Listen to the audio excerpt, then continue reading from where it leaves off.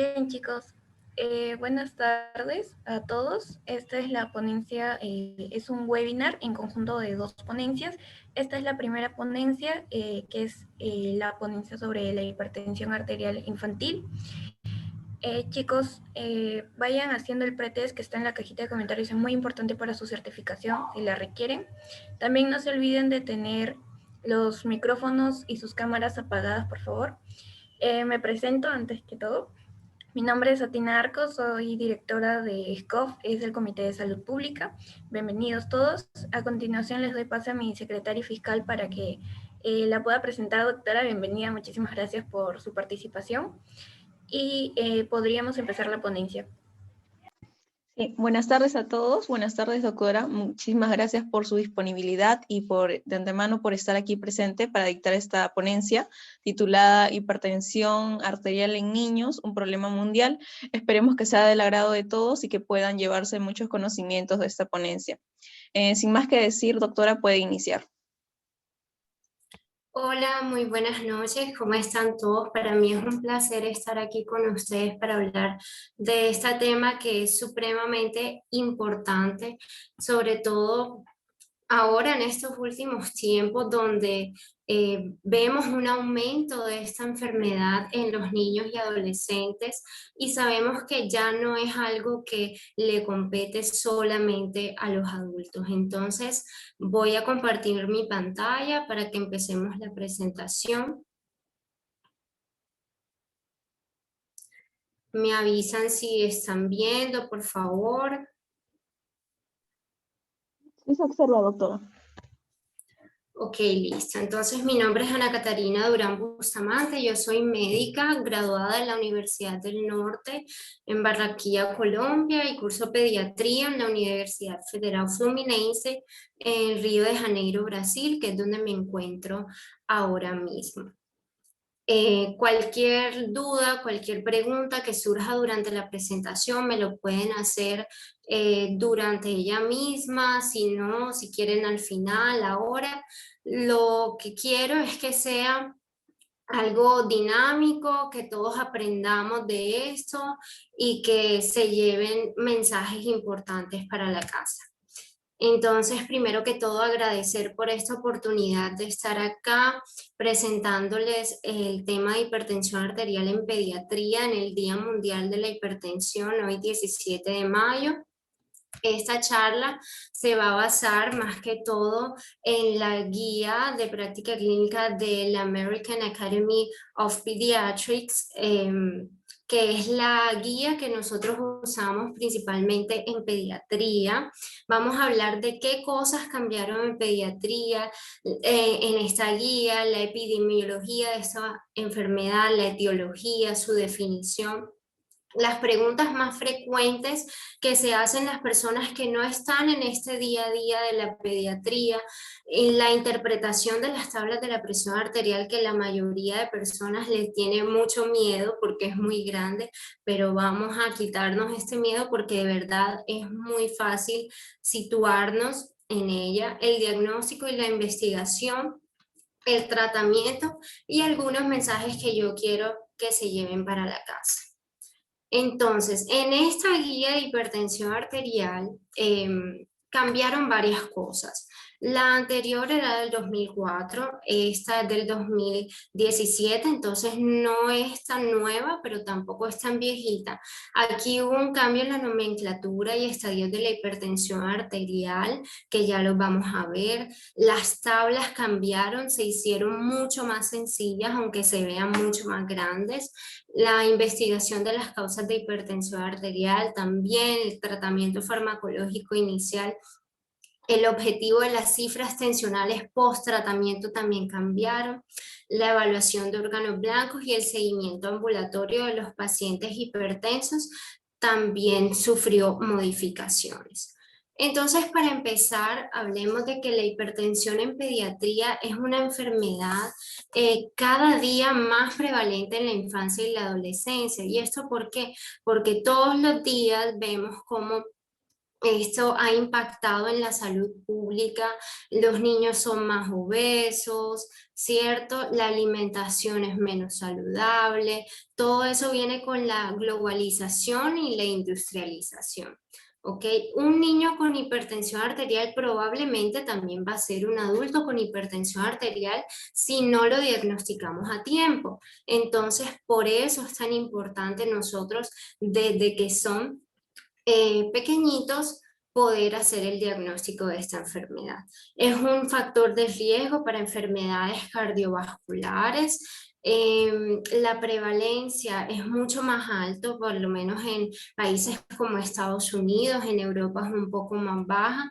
Esto también se ve por el tipo de alimentación, el alto consumo de sodio, de comida chatarra. Es más frecuente en niños afroamericanos y adolescentes. Y también vemos que en aquellos niños que nosotros intervenimos oportunamente con cambios del estilo de vida y tratamiento medicamentoso, nosotros alcanzamos hasta un 70% del control de esta enfermedad. La presión arterial persistentemente elevada se asocia más que todo con el sobrepeso y la obesidad, y vemos que también tiene un factor genético en un 15 a un 40%. Entonces, como ya les dije, ¿cuáles son los factores de riesgo? La obesidad principalmente, que esta aumenta hasta 2 veces el riesgo de tener hipertensión arterial, y si es obesidad severa, hasta 4 veces aumenta el riesgo. Otro factor de riesgo muy importante es la prematuridad, la enfermedad renal crónica, que siempre que posible debemos investigar, los trastornos del sueño como la apnea obstructiva del sueño, coartación de la aorta, y los pacientes diabéticos, sea tipo 1 o tipo 2. En Estados Unidos se hizo un estudio para evaluar los factores de riesgo en adolescentes que contribuyen a un aumento de esa presión arterial. Y dentro de esos factores de riesgo encontraron que uno de cada 3 adolescentes consumieron cigarros en los últimos 30 días, y este fue un factor de riesgo muy relacionado a la hipertensión.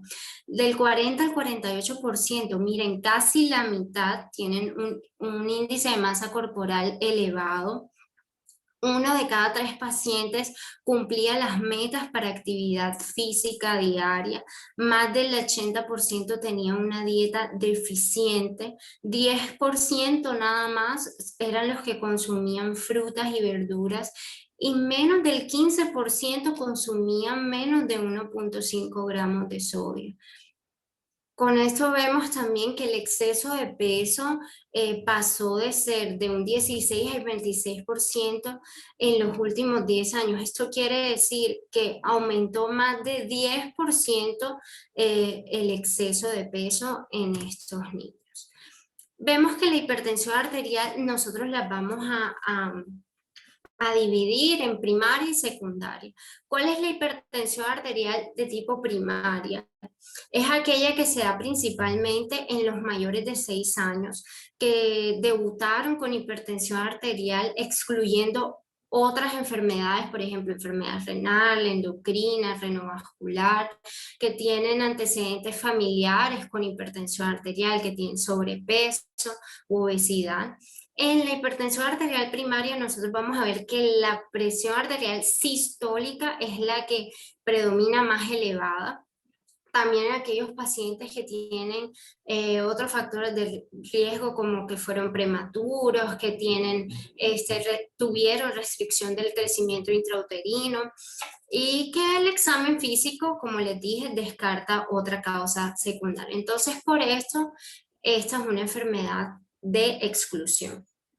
La hipertensión arterial secundaria ya la vamos a ver más en aquellos niños menores de 6 años que no tienen antecedentes familiares. Aquí vamos a ver que la presión arterial diastólica es la que está más elevada. Ellos no tienen por lo general factores de riesgo, pero sí tienen hallazgos clínicos sugestivos de alguna enfermedad. Como les dije, lo más prevalente es que sean enfermedades renales, renovasculares, incluso también coartación de la aorta. Entonces, ¿cuál es la definición de la hipertensión arterial en pediatría? Es un aumento de la presión arterial sistólica y o diastólica por encima promedio mayor o igual del percentil 95. Esto para la edad, sexo y percentil de la talla. Esto en 3 o más ocasiones. Entonces ya vamos a entender de qué se trata esto de los percentiles. Que esto es para mostrarles cómo cambió la nomenclatura, como les decía en un inicio, que había cambiado del 2004 al 2017. En los pacientes pediátricos que tienen una presión arterial menor del percentil 90, sin incluir el percentil 90, o sea, menor que esto, los pacientes siguen llamándose normotensos. Esta es normotensión. Ahora, los pacientes que tienen una presión arterial mayor o igual al percentil 90 y menor al percentil 95, antes los llamábamos de prehipertenso y eso fue algo que cambió. Hoy en día le decimos presión elevada, ya no se le llama más prehipertenso. Todos los pacientes por encima del percentil 95, incluyendo el percentil 95, son hipertensos. Pero bueno, hipertensión estadio 1 o estadio 2. El estadio 1 es la presión arterial con hasta el percentil 95 más 12 milímetros de mercurio. Pero ¿cómo así 12 milímetros de mercurio? ¿A dónde tengo que sumar? Eso es algo que ustedes van a ver que ya la tabla les da el valor absoluto. No era como antes, en el 2004, que estaba la guía que decía mayor del percentil 95 más 5. Entonces uno iba a la tabla y tenía que sumar más 5 milímetros. Hoy en día no hay que sumar ni que restar nada. El valor ya te lo da la tabla. Vamos a hacer ya un ejercicio sobre eso. Y la hipertensión estadio 2 es la presión arterial que está mayor o igual al percentil 95 más 12 milímetros de mercurio. Entonces, ya vamos a ver esto. ¿En quiénes debo medir la presión arterial? Yo debo medir la presión arterial en todos los niños que sean mayores de 3 años, por lo menos una vez al año. Entonces, aquí ya vamos a quitarnos la idea que a los niños no se les mide la presión arterial. Si tú eres estudiante, interno, o si eres médico general que trabaja en un primer nivel o que en algún momento te toca atender un niño, le debes medir la presión arterial, ¿cierto? En los mayores de 3 años. Pero en los menores de 3 años, ¿en qué situaciones? En situaciones especiales también les debo medir la presión arterial. ¿Cuáles son estas situaciones especiales? Cuando, por ejemplo, tengo en la historia neonatal que fue prematuro, menor de 32 semanas de edad gestacional, que tuvo muy bajo peso al nacer, que requirió cateterismo umbilical o que tuvo complicaciones neonatales que requirieron una internación en la UCI neonatal. A esos menores de 3 años les tomo la presión arterial. Cuando tengo cardiopatías congénitas, ya sean estas corregidas o no, infección del tracto urinario a repetición, hematuria, proteinuria, enfermedad renal conocida, malformaciones urológicas o una historia familiar de enfermedad renal congénita, cuando son niños trasplantados, cuando tienen neoplasias o hacen uso de drogas que me aumenten la presión arterial, aumento de la presión intracraniana, en fin, anemia falciforme. Pero entonces me preguntarán, doctora, ¿yo debo medir la presión arterial en todas las consultas? Si el niño mayor de 3 años, yo le medí la presión arterial, él no tiene ningún factor de riesgo y la presión fue normal, entonces yo trato de medírsela una vez al año en mis consultas anuales. Pero si este niño mayor de 3 años es obeso, toma algunos de los medicamentos que les presento acá al ladito, que pueden elevar la presión arterial, tiene enfermedades renales, diabético, tiene historia de obstrucción de arco aórtico o coartación de la aórtica, a esos pacientes, en la medida de lo posible, debo tomarle la presión en todas las consultas.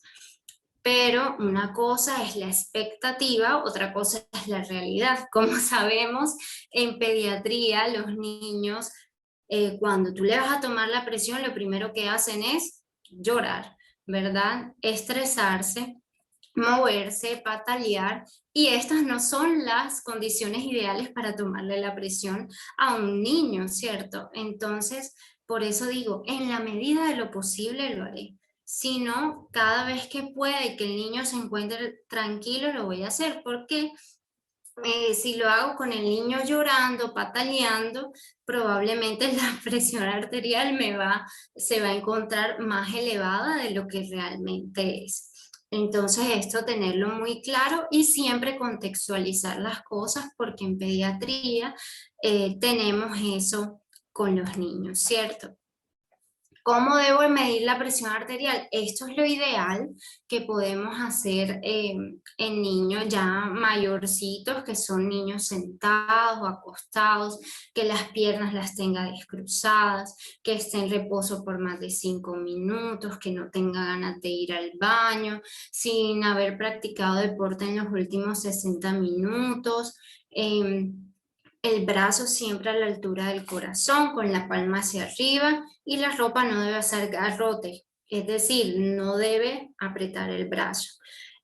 La guía americana en pediatría nos recomienda hacerlo principalmente en el brazo derecho para que éste sea compatible con las tablas patrón, y evitar falsas medidas cuando la tomemos en el brazo izquierdo en los casos de coartación de la aorta. Pero también tenemos la guía europea del 2016 que dice, no, puedes tomarla tanto en el brazo derecho como izquierdo, hacer una comparación de los dos y tomar la medida de presión que te haya dado más elevado. Personalmente, en consulta respetamos eso de hacerlo en el brazo derecho, y así da una alteración, lo medimos en ambos brazos y comparamos. ¿Cuántas veces debo medir la presión arterial, doctora? Entonces, usamos la regla de los 3 veces en intervalos de 3 minutos. Descartamos la primera medida y realizando la medida de los dos restantes presión arterial. Entonces debo medirla 3 veces separada de 3 minutos, esto en condiciones ideales. A un niño de 4 años que me está llorando y pataleando porque no quiere ser examinado, esas 3 medidas muy probablemente me van a salir alteradas o altas. Entonces, ya esto lo podemos conseguir más que todos en niños más grandecitos. Bueno, ¿y cuál brazalete debe utilizar? En pediatría todos son tablas, todos son medidas, pero esto es más fácil de lo que se ve. Para saber qué medida de brazalete debo utilizar, entonces debo hacer una medida que es la distancia entre el acromio y el olecranon, ¿cierto? Identificar el punto medio, como lo muestra esta imagen, y en ese punto medio medir la circunferencia del brazo. Y aquí con esta medida voy a seleccionar el brazalete correspondiente para este niño. La bolsa inflable, su medida debe cubrir 2/3 partes del brazo, y el ancho del brazalete debe cubrir hasta el 40% de la circunferencia del brazo. Esta otra imagen, donde vemos, ya no en una figurita, sino en un caso real, aquí el médico o el personal de la salud encargado de tomarle la presión a este niño está midiendo la longitud del acromio al olecranon con la circunferencia en el punto medio, ¿cierto? Y luego escogió el manguito respectivo para este niño que cubriera el 40% de la medida de dicha circunferencia. Pero también tenemos algo mucho más fácil, que son las tablas dependiendo de la edad del paciente, ¿cierto? Tenemos para recién nacidos, lactantes, niños, adolescentes, adultos y adultos grandes. Por lo general, los adolescentes que son obesos ya usan el brazalete que es del adulto, ¿cierto?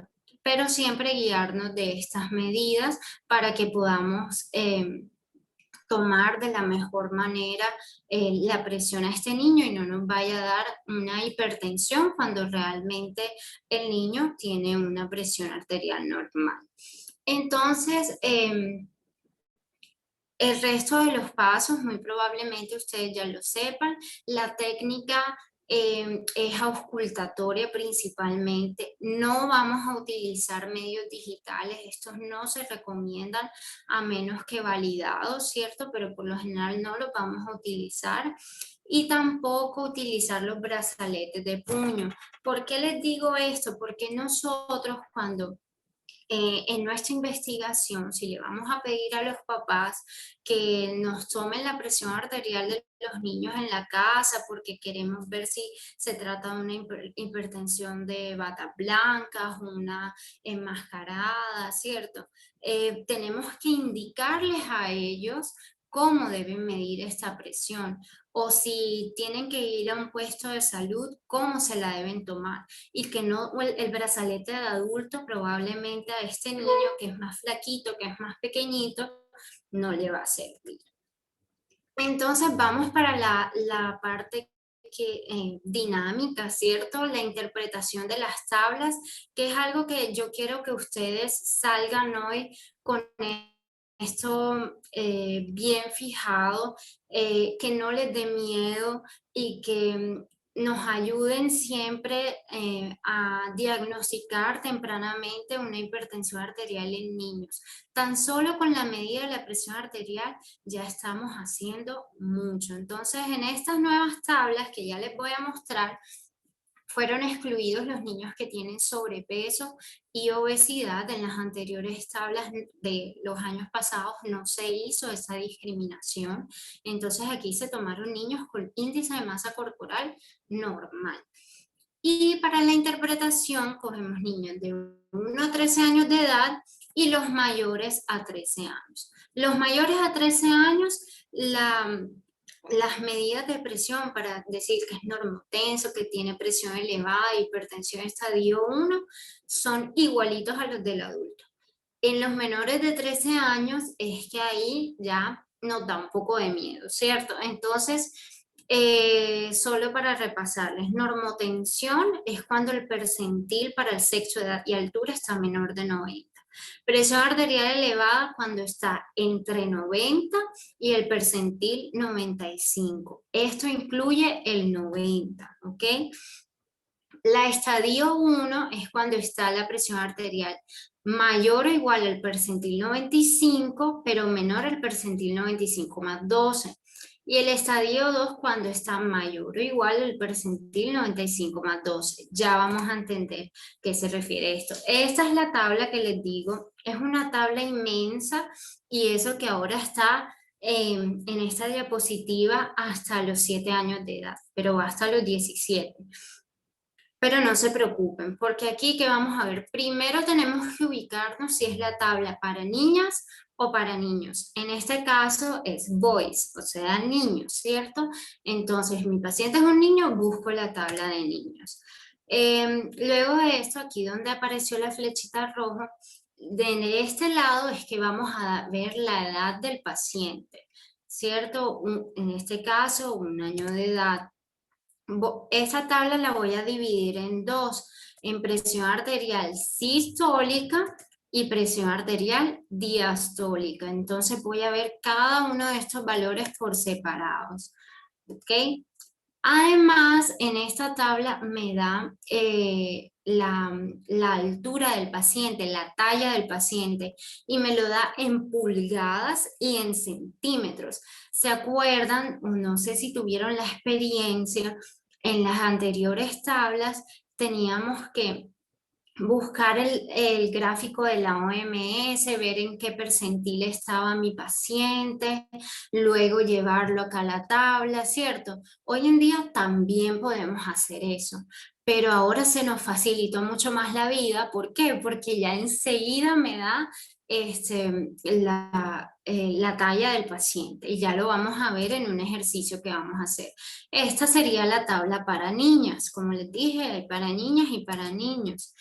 Estos son los gráficos de la OMS de talla para la edad, ¿cierto? Por percentil, que también los podemos utilizar, pero como les digo, ahora se nos facilitó mucho más la vida. Entonces aquí les traje un ejercicio para que lo hagamos juntos.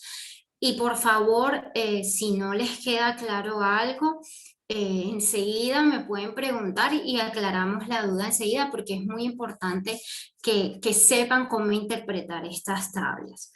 Entonces tenemos en este caso un paciente masculino de 8 años de edad, que su estatura es 132 centímetros o 1,32 m, y le medí la presión arterial y me dio 100/70. Bueno, ahora ¿cómo sé si este niño está normotenso, si tiene hipertensión? Entonces hagamos lo que les dije anteriormente. Me voy, tiene a donde dice 8 años de edad. Primero me cercioré de que la tabla sea para sexo masculino, ¿cierto? Me voy para donde dice 8 años de edad.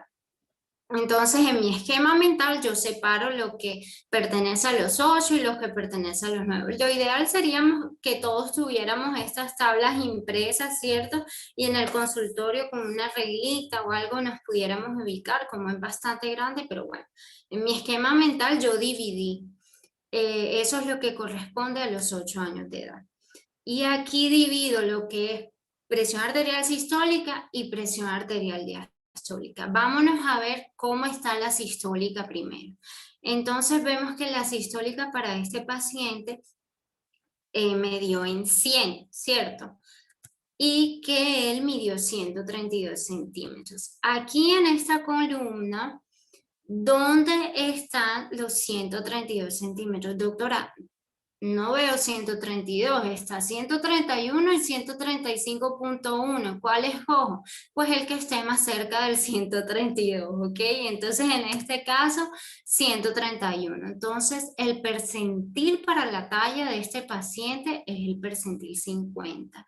Y vamos a encontrar el 100 en esta columna del percentil 50 para la talla. Entonces, ¿dónde está el 100 ahí? Doctora, tampoco veo ningún 100. Ahí hay 98 y 110. ¿Cuál escojo? Bueno, la presión de este paciente está entre 98 y 110. ¿Y eso a qué corresponde? Vemos aquí al ladito que la presión está entre el percentil 50 y el 90, ¿cierto? Ok. Entonces, ahorita volvemos ahí. Vamos a ver la diastólica que a mi paciente le dio 70. Otra vez ubico la talla que está más cerca del 131. Y bueno, el 70, ¿dónde está ahí? Doctora, tampoco veo ningún 70. Veo 59 y 71. Entonces está entre esos dos, que es el percentil 50 y 90 de presión arterial. Entonces este paciente, la presión arterial sistólica y la diastólica me dio entre los mismos percentiles. Ok, ¿y ahora qué hago con eso? Me voy allá atrás a la tablita que les mostré de los percentiles, ¿cierto? Y veo que ambas presiones me dieron menor que el percentil 90. ¿Y esto qué significa aquí? Que mi paciente es normotenso. Entonces este paciente es una carita feliz porque está en normotensión, le tomo la presión de aquí a un año, si tiene algún factor de riesgo en todas las consultas, en fin, como ya les expliqué anteriormente. ¿Hasta aquí quedó esto claro? ¿Me podría decir alguien si hay alguna duda? Ok.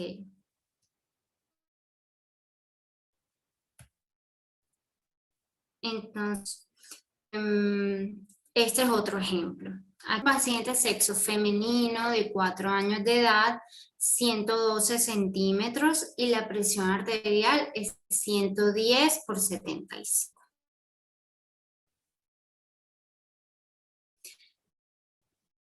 Hago el mismo 4 años de edad.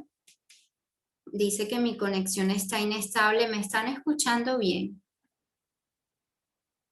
Sí, doctora, más bien hay un comentario que nos dice Mayra Mireya, si podría volver a repetir la última. Uh-huh. Ok, si ustedes quieren, lo repetimos aquí con este ejemplo, ¿ok? Entonces, miren, aquí. Vamos a volver a entender las cosas acá y si después de este ejemplo sigues sin entender, Mayra, vuelves y me comentas, ¿ok?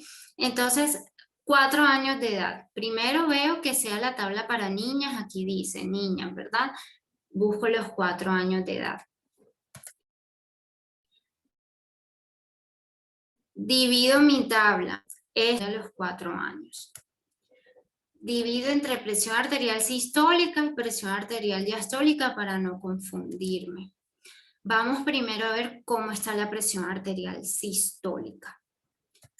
Busco primero la talla en centímetros, porque bueno, en el país donde estoy, aquí en Brasil y en Colombia lo hacen por centímetros, no sé si ustedes lo hacen por pulgadas, me imagino que centímetros también. Y veo que ella mide 112 centímetros. ¿Dónde está el 112? Aquí. Está más que todo cerquita de acá, ¿verdad? Del percentil 95, porque 112.2, ¿ok? No 110.5 ni 111, 112, está más cerquita de acá. Vemos que la presión arterial sistólica de este paciente es 110. Entonces, en esta fila, ¿cierto? ¿Dónde está el 110? No está. Está 108 y 112. Entonces está entre el 108 y 112. Que eso pertenece a acá al ladito, vemos, entre el percentil 90 y 95 para la presión arterial. ¿Ok? Entonces la sistólica es eso. La diastólica, buscamos de nuevo la talla, que 112 está acá al final. Y la diastólica para este paciente me dio 75 milímetros de mercurio. No está el 75, pero está entre el 71 y el 83. Conclusión, la sistólica me dio entre el percentil 90 y 95, sin incluir ninguno de los dos, y la diastólica entre el percentil 95, pero es menor que el percentil 95,12. Bueno, ¿y esto qué quiere decir? Nos vamos a la tabla, ¿cierto? Entonces, aquí vemos que, por ejemplo, hipertensión estadio 1 es mayor y, bueno, algo que se me pasó decirles es, cuando me da así discordante y las dos no me dan igual, yo me voy a la que me dio mayor, o sea, que en este caso sería la diastólica, ¿cierto? Que me dio mayor al percentil 95, pero menor al 95,2. ¿Y eso en dónde encaja aquí? En hipertensión estadio 1. ¿Y qué voy a hacer con este paciente entonces? Ya lo vamos a ver. Entonces, hasta aquí todo claro. ¿Me pueden decir si se aclaró la duda?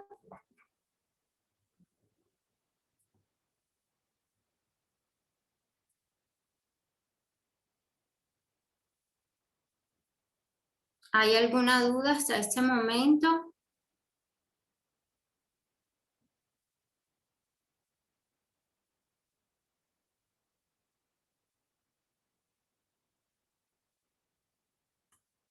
Les agradecería si pueden prender el micrófono porque para mí no es posible ver el chat. Sí, doctora, todo claro. Ok, listo, muchas gracias. Entonces, bueno, para el diagnóstico vamos a ver el cuadro clínico. La mayoría de estos pacientes que son hipertensos, niños y adolescentes, son asintomáticos, pero algunos de ellos me van a presentar cefalea, irritabilidad, alteraciones en el sueño. Y cuando yo presento esos signos y síntomas, por lo general yo tengo una participación de un órgano o sistema específico, o sea, riñón, corazón, etc. Entonces debo investigar, ya sea hipertensión arterial primaria o secundaria, las dos van a tener igual gravedad, pero las causas varían y deben ser investigadas dependiendo de la edad del paciente.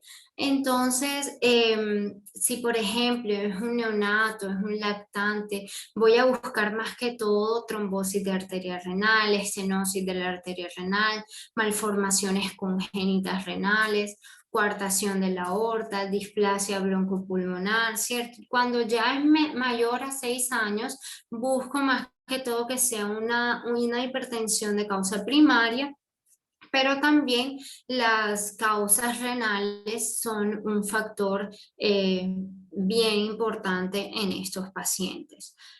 Y bueno, dependiendo del examen físico, también yo puedo sospechar de muchas cosas. Por ejemplo, con tan solo tomarle los signos vitales al paciente, ya yo voy a pensar, por ejemplo, un paciente taquicárdico, busco que su hipertensión sea secundaria a un hipertiroidismo, feocromocitoma, neuroblastoma. Si veo una discordancia entre la presión arterial de medidas en miembros superiores y miembros inferiores, enseguida sospechar de coartación de la aorta, o cuando tengo una disminución en los pulsos de los miembros inferiores, la alteración en la retina. La mayoría de veces va a estar asociada a hipertensión arterial grave o una probable hipertensión arterial secundaria. Entonces, por eso en estos pacientes con hipertensión arterial secundaria o grave es muy importante el fondo de ojo. Si por ejemplo, algo muy interesante, cuando veo un niño que tiene hipertrofia de adenoides, o que la mamá refiere que, ay, es que mi hijo ronca, o me refiere a alguna de esas cosas, entonces yo voy a asociarlo a esta hipertensión. Puede ser por un disturbio en el sueño. ¿Qué tal que esté haciendo apnea obstructiva del sueño, cierto? Talla y peso, por ejemplo, si veo atraso en el crecimiento, un niño que es obeso, pensar en enfermedad renal crónica, hipertensión arterial primaria, síndrome de Cushing, resistencia a la insulina, ¿ok? Fase de luna llena, pensar siempre en síndrome de Cushing. Fase de ELFO, pensar siempre en síndrome de Williams. Cuello alada, síndrome de Turner. Aumento en la tiroides, hipertiroidismo. ¿Ok? Igualmente se oculta un soplo cardíaco, hipertelorismo primario, síndrome de Turner, coartación de la aorta. En la piel, importante,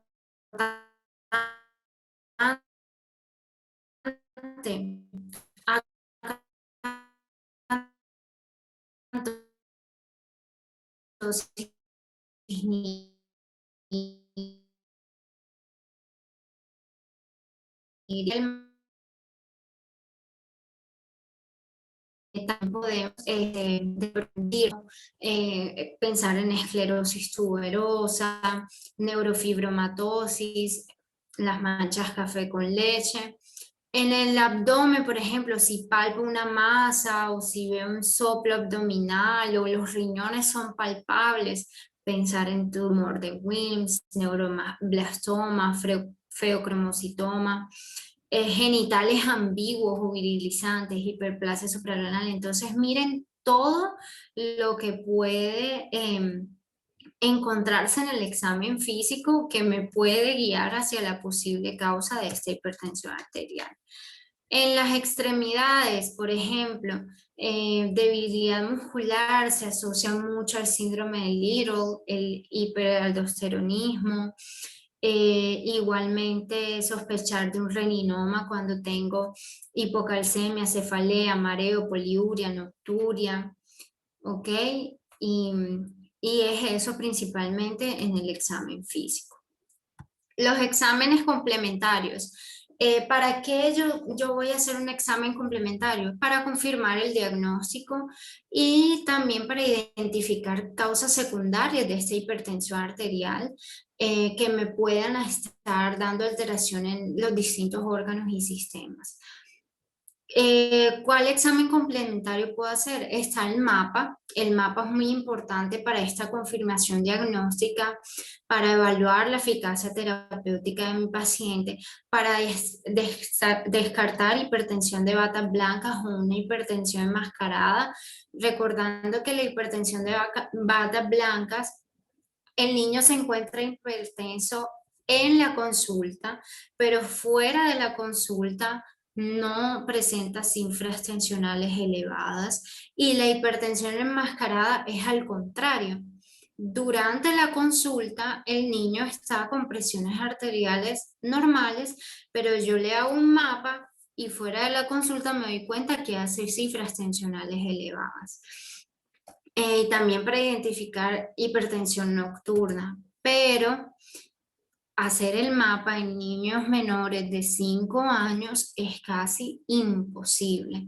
¿Por qué? Porque imagínense un niño pequeño, pequeñito, con este aparato, este dispositivo que todo el tiempo está inflando el manguito, le está inflando el brazo, no se lo va a dejar quieto, no va a dejar que se le tome la presión arterial adecuadamente. Entonces es imposible antes de los 5 años. En todos los pacientes, cuando están hipertensos, les voy a solicitar un parcial de orina, un urocultivo, le voy a hacer una bioquímica, electrolitos, la función renal, el perfil lipídico, el ácido úrico, hemograma completo. ¿Para qué? Para intentar descartar una causa secundaria, ¿cierto? La ultrasonografía renal la voy a hacer en menores de 6 años o en aquellos que tengan un parcial de orina o una función renal alterada, o si es primer episodio de infección urinaria. En los niños obesos, además de todo aquello que ya pedimos, es muy importante pedir la hemoglobina glicosilada, porque esta hipertensión puede estar asociada a diabetes, y si está asociada a diabetes cambia el tratamiento o las metas del tratamiento son diferentes. Debo pedir transaminasas, perfil lipídico en ayunas para hacer el triaje de dislipidemia. Tengo otros exámenes opcionales que voy a pedir dependiendo de la historia clínica y examen físico de mi paciente, ¿cierto? Que son, por ejemplo, TSH cuando sospecho de un hipohipertiroidismo, cuando, por ejemplo, detecto uso de drogas que me pueden aumentar la presión arterial, si el niño ronca, tiene somnolencia diurna, le puedo pedir una polisomnografía, una ecografía con Doppler de arteria renal o un ecocardiograma Doppler también le puedo solicitar dependiendo mucho del cuadro clínico del paciente. La dieta es supremamente importante y las principales medidas que debemos adoptar son cambios en el estilo de vida.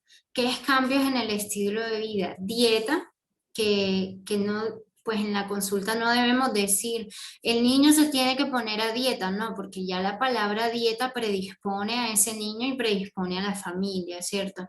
Debemos más que todo decir, el niño tiene que comer de forma saludable, se deben evitar tal y tal alimentos, sobre todo aquellos que tienen mucha sal, grasas saturadas, colesterol, reducir el consumo de carnes rojas, azúcares, leches y derivados, y aumentar los alimentos que sean ricos en potasio, magnesio y calcio, proteínas y fibras. Siempre recordarle a la familia que aumenten el consumo de frutas, verduras, grano, pescado, aves y nueces, que la alimentación sea una alimentación colorida, que le llame la atención al niño.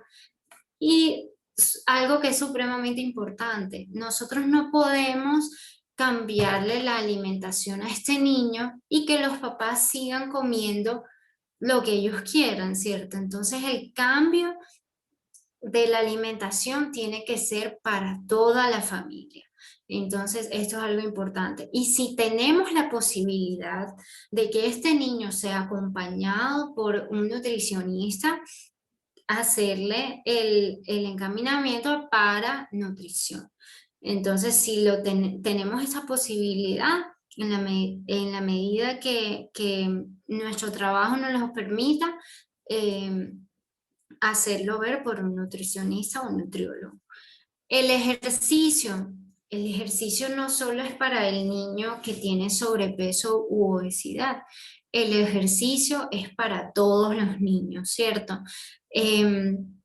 Por ejemplo, un niño se recomienda que haga entre 30 a 60 minutos de actividad física, por lo menos como mínimo 3 días a la semana.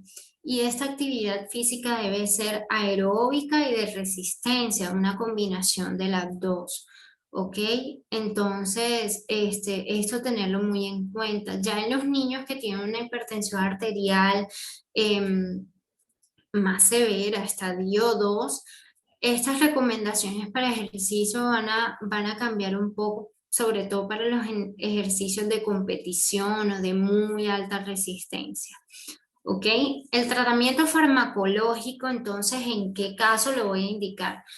Lo voy a indicar ya cuando la presión arterial de mi paciente, que es un niño que tiene presión arterial elevada o estadio 1, no mejoró con estos cambios de hábitos de vida. Y fíjense que cuando nosotros hacemos los cambios de estos hábitos de vida, nosotros podemos tener una remisión de hasta el 70% de la hipertensión arterial. Es decir, hasta el 70% de nuestros pacientes no van a necesitar tratamiento farmacológico. Entonces, por eso es supremamente importante. Pero en los niños que no logren esto, que por ejemplo tengan una falla en la respuesta, una hipertensión sintomática, perdón, que ya con el primer ecocardiograma tengan presencia de hipertrofia del ventrículo izquierdo, o que ya debutó con una hipertensión arterial estadio 2 sin un factor modificable identificado, o un niño que tenga hipertensión arterial asociada a una enfermedad renal crónica o asociada a una diabetes tipo 1, tipo 2, ya en estos pacientes debo indicar el tratamiento medicamentoso. ¿Y por dónde va a empezar este tratamiento, doctora? No sé. Bueno, entonces, el primer paso es introducir un solo antihipertensivo, sea este un IECA, un BRA, un bloqueador de los canales de calcio. Muy rara vez empezamos con un diurético tiazídico, ¿ok? Estos de subdosis baja, dosis más bajas e irlos aumentando cada 2 a 4 semanas, dependiendo si se logra o no el control de la presión arterial. Si no hay control, yo voy a aumentar la dosis hasta llegar al objetivo de la presión arterial adecuada o hasta llegar a la dosis máxima recomendada para este medicamento. El tercer paso es que si aún así con las dosis más altas no hay control, yo voy a agregar un segundo medicamento, pero que tiene que tener un mecanismo de acción diferente y complementario. Por lo general va a ser un diurético tiazídico. Y esto lo voy a aumentar hasta la dosis máxima necesaria. Ya si definitivamente con 2 drogas no hay control, voy a adicionar una tercera droga, o en este caso ya voy a pedir la ayuda al especialista, sea pediatra o cardiólogo pediatra en su mayoría, que me ayude a controlar la hipertensión de este paciente, que con 2 drogas ya no fue suficiente. En los pacientes que tienen hipertensión con diabetes o tienen microalbuminuria o proteinuria, lo más indicado es comenzar con un IECA o ARA2 que tiene efectos antiproteinúricos. En los pacientes hipertensos y obesos también IECA o ARA2. Si tengo un paciente hipertenso por corticosteroides, yo opto más por iniciar con un diurético tiazídico. El paciente hipertenso con migraña o hipertenso con un postoperatorio de corrección de coartación de la aorta, opto más para un beta bloqueador o un calcio antagonista.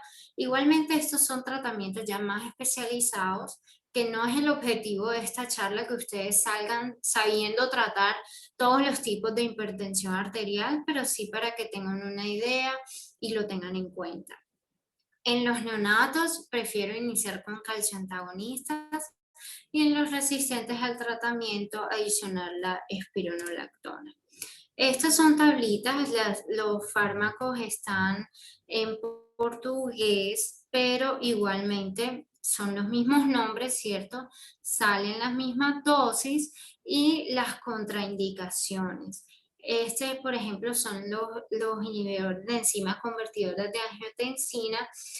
Por lo general, en estos pacientes yo prefiero iniciar ya sea con el enalapril o captopril en sus dosis más bajas. Recuerden que si es el primer medicamento, yo aumento hasta llegar a la dosis más alta de este medicamento para luego asociarlo a otro.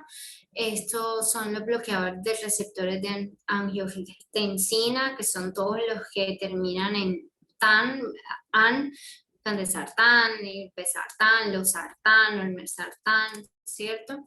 Los diuréticos tiacídicos, la hidroclorotiazida es la que más utilizamos. Los bloqueadores de canales de calcio. Esto no, nadie se tiene que aprender las dosis aquí a medida de que se van atendiendo los pacientes y de sus necesidades. Vamos guiándonos por esto.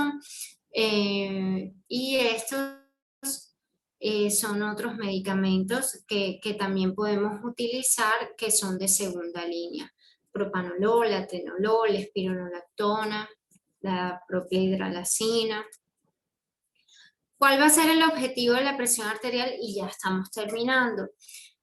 Lograr una presión menor del percentil 90, que fue que les dije que es el corte para tener presión arterial elevada o menor de 130/80, y en los pacientes con enfermedad renal crónica menor del percentil 50 de la referencia para el mapa. Esta tabla, no se asusten, es solo para ustedes ver cómo va a ser mi evaluación y el manejo adecuado con el nivel de la presión arterial. Cuando yo tengo una presión arterial normal, el esquema va a ser anual. Todos los años yo voy a reforzarle a ese paciente que mantenga su estilo de vida saludable para mantener esa presión arterial normal. Cuando tengo una presión arterial elevada, la medida inicial siempre va a ser cambio en el estilo de vida. Ya cuando después de 6 meses yo tomo otra medida, la presión sigue elevada, entonces ya voy a medir presión arterial en miembros superiores e inferiores. Y ya cuando después de 6 meses de esa segunda medida, es decir, en la tercera medida sigue elevada, ya este paciente es el que le voy a indicar el mapa, voy a pedirle todos los exámenes laboratoriales que ya hablamos de eso, considerar la remisión con el especialista, pero fíjense que los cambios en el estilo de vida permanecen siempre. Igualmente sucede para la hipertensión arterial estadio 1 y la estadio 2, ya desde el inicio yo voy a estar midiendo presión arterial en miembros superiores e inferiores, y si en una semana esta hipertensión estadio 2 me sigue ahí en el mismo nivel, entonces ya le voy a hacer todo un mapa, evaluación diagnóstico, iniciar tratamiento y considerar remisión con el especialista. Ustedes se preguntarán, bueno, ¿y a qué pacientes le voy a hacer eco, doctora? Por lo general, en la mayoría de los pacientes yo indico, yo no, bueno, ya eso sería por el especialista en cardiopediatría, se indica un ecocardiograma para ver si hubo remodelamiento del ventrículo izquierdo, y si sí hubo una hipertrofia del ventrículo izquierdo, entonces ese seguimiento con ecocardiograma yo lo voy a hacer cada 6 meses, pero si el eco de ese paciente fue normal, lo indico cada año, ¿ok? Entonces, hay situaciones especiales en las que debemos pensar en todo eso. Entonces, eso fue principalmente lo que les quería transmitir hoy, sí, que siempre debemos sospechar los factores de riesgo en hipertensión arterial en pacientes que tienen factores de riesgo. Los cambios en el estilo de vida son el pilar del tratamiento. Un gran porcentaje están subdiagnosticadas porque la mayoría de los médicos que no tienen el día a día de la pediatría piensan que la hipertensión arterial es algo solo de adultos y no es así. Entonces, espero que a partir de hoy todos salgan con la idea de que los niños sí pueden tener hipertensión arterial y que nosotros mismos podemos diagnosticarla sin necesidad de un pediatra, sin necesidad de remitirla al cardiopediatra, ¿ok? Recordar que es muy importante evaluar la técnica y escoger los manguitos adecuados. Y la hipertensión arterial en niños y adolescentes puede ser diagnosticado por cualquier médico, no necesariamente por el especialista. Bueno, muchas gracias. Quedo a disposición para dudas, para preguntas. Y bueno, es esto. Aquí tienen mi cuenta de Instagram, mi correo electrónico. Me pueden pedir la presentación que yo con mucho gusto se las comparto porque esto es para todos y para el beneficio principalmente de nuestros pacientes. Gracias. Muchísimas gracias, doctora. Sin duda esta ha sido una ponencia muy, muy interesante, muy importante también. Chicos, si gustan hacerle alguna pregunta a la doctora, podrían hacerla por el chat y nosotros se la vamos a leer.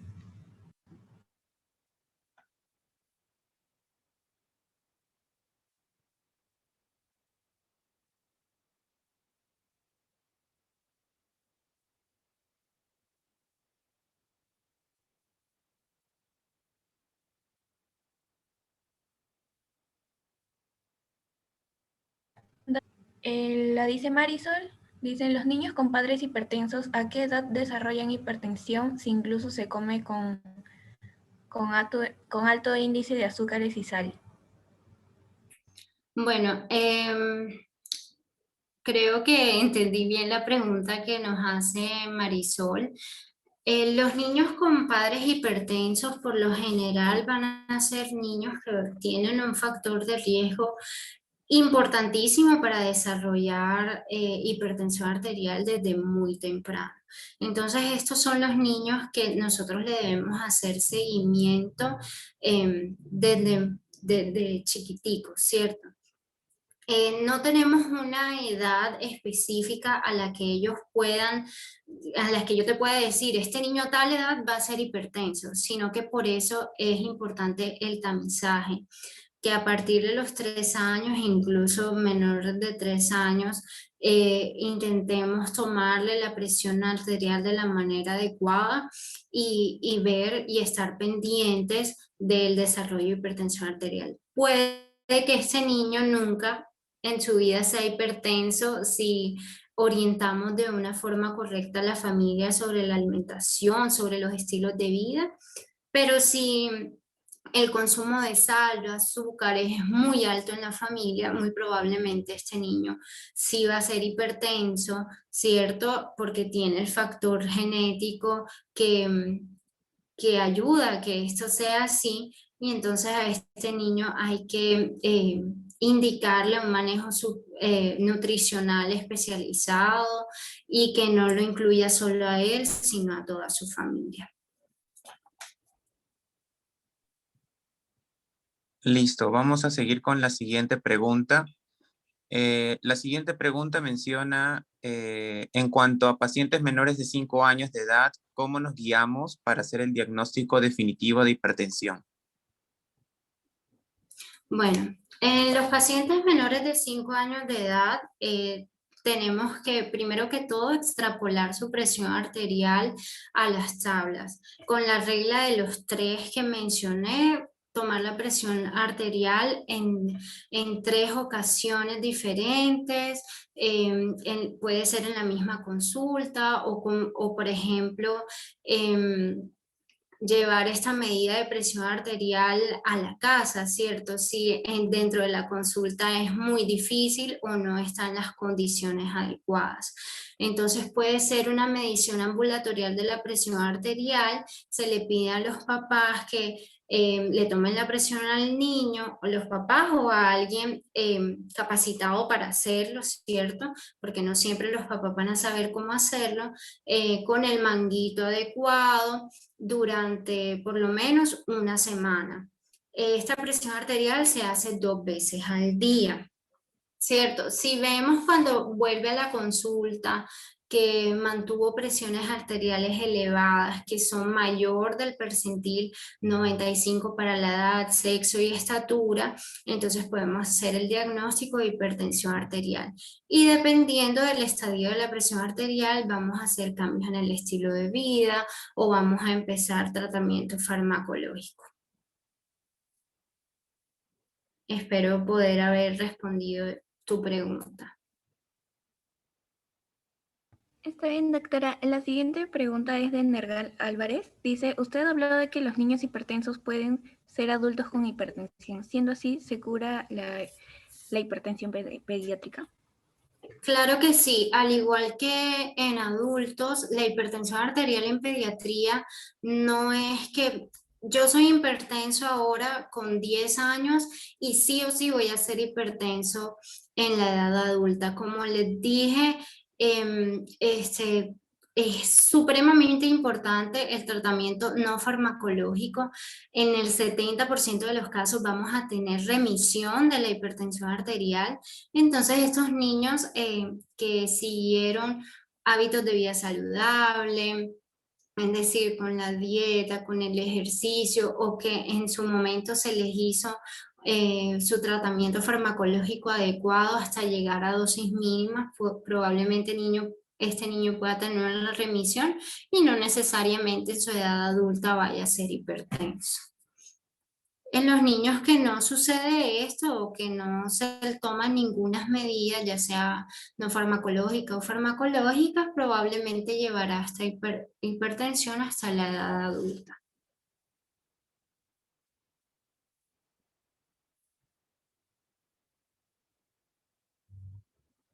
Bien, doctora. Luego le están felicitando, le dicen gracias por las ponencias. Hay muchas personitas que le están agradeciendo, que la ponencia ha sido muy, muy bonita, excelente. Y ya no hay más preguntas. Entonces, creo que terminamos. Bueno, muchas gracias. Cualquier duda, cualquier pregunta que les haya quedado, porque sé que hay muchas personas tímidas que no les gusta hablar por aquí, me pueden escribir a mi correo, a mi cuenta de Instagram. Siempre estoy a disposición de ustedes y nuevamente gracias por la invitación y espero que les haya sido de mucho provecho. Sí, doctora. Gracias, doctora. Doctora, buenas noches. Una consulta. Buenas, sí. Nos queremos, somos de la sociedad y queríamos invitar también a todos a tomarnos una foto por Zoom para que enciendan sus cámaras y con usted y también para ponerlo en redes y la etiquetamos. Al finalizar la Claro, foto listo. se pasará el post. Ok. Entonces, ¿pueden encender sus cámaras todos para tomarnos una foto de esta ponencia junto con la doctora? Si no prenden sus cámaras, no hay post-test.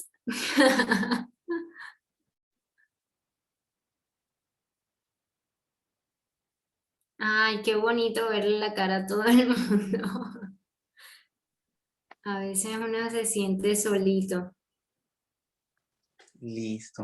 Entonces, ahí creo que está Tina. Tina, ¿nos puedes apoyar tomando tú la foto y cuentas? Uy, justo tengo mi teclado mal. A ver, ahí está. Sol, ¿nos puedes apoyar? Ya, listo, gracias. Listo, tú cuentas.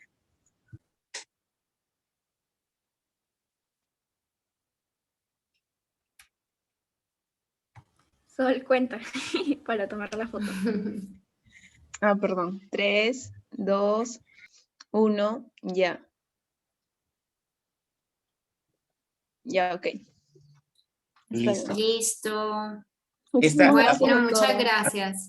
Gracias En a la usted. página de SOCEMI y vamos a etiquetar a la doctora para que todos también puedan tener la foto. Entonces, doctora, muchas gracias. De parte de SOCEMI le agradecemos por estar aquí presente y en futuras ponencias también la vamos a seguir solicitando para que nos siga apoyando. Bueno, listo, que aprovechen mucho. Hasta luego. Listo. Gracias, doctora. Gracias, doctora. Muchas gracias, doctora. En el grupo de chat que tenemos, ahí vamos a pasar todas nuestras redes, también las redes de la doctora. Y si la doctora lo autoriza, vamos a pasar las diapositivas para que todos los tengan.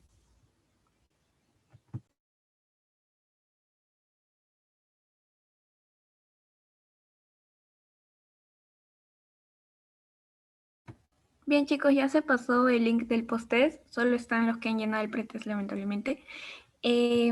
Esto es muy importante para su certificación, así que pongan bien sus datos, por favor, su nombre, su correo, ya que si no ponen bien su nombre o su correo, no les va a salir bien el certificado, ya que es automático. Eso fue todo por el día de hoy, o no. Vamos a tener otra ponencia más adelante también sobre la hipertensión. Ya no va a ser hipertensión infantil, pero los invitamos, va a ser a las 8:30. Igual vamos a pasar el link de esa ponencia en todos nuestros grupos de WhatsApp. Así que los esperamos a los que quieran acompañarnos en esa próxima ponencia. Y por esta ponencia, muchas gracias por participar.